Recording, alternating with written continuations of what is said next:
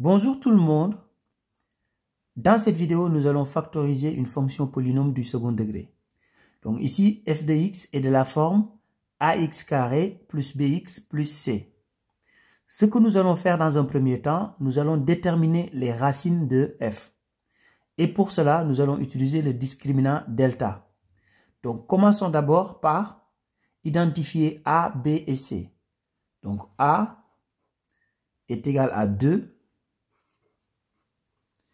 B est égal à moins 4 et C est égal à moins 6. Donc delta est égal à B au carré moins 4AC.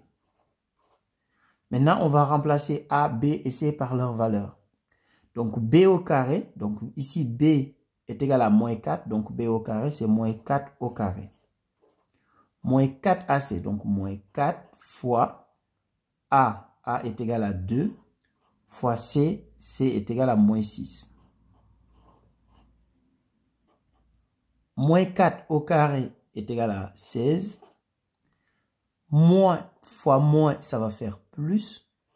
Ensuite, je vais faire 4 fois 2 fois 6, qui est égal à 48. 16 plus 48 est égal à 64. Donc, ce qui veut dire que delta est égal à 64.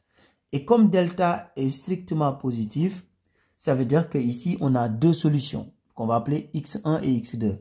Donc, je vais calculer d'abord x1. Donc, x1, c'est moins b moins racine de delta sur 2a. Donc, maintenant, je vais remplacer par leur valeur. Donc, ici, moins b, comme b est égal à moins 4, donc moins b est égal à 4. Donc, moins racine de delta. Delta est égal à 64. Donc, racine de 64 est égal à 8. Donc, 4 moins 8. Sur 2a. Ici, a est égal à 2. Donc, 2a qui est égal à 2 fois a, ce sera 2 fois 2 qui est égal à 4. Donc, je continue ici sur le côté. x1 est égal à, donc, 4 moins 8, c'est égal à moins 4. Donc, moins 4 sur 4, qui est égal à moins 1. Donc, x1 est égal à moins 1. Maintenant, je vais calculer x2. Donc, x2, c'est exactement la même chose, sauf que ici, à la place de moins, je vais mettre plus. Donc, j'ai moins b plus racine de delta sur 2a. Donc, ça sera tout simplement 4 plus 8 sur 4. Et 4 plus 8 est égal à 12. Je vais avoir ici 12 sur 4. Donc, je continue ici sur le côté. x2 est égal à 12 sur 4, qui est tout simplement égal à 3.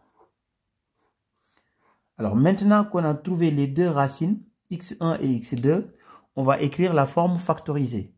Donc, f de x est de la forme a, facteur de x moins x1, facteur de x moins x2. On va remplacer a, x1 et x2 par leur valeur. Donc ici, a est égal à 2. Donc on a 2 facteur de x moins x1. Donc x moins x1. Donc c'est x moins moins 1. Facteur de x moins x2. x2 est égal à 3. Donc x moins 3. Donc ici, on peut réduire dans la parenthèse. On aura 2 facteur de.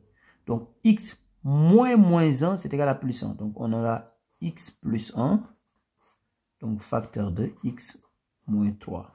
Donc voilà la forme factorisée de f de x. Au revoir.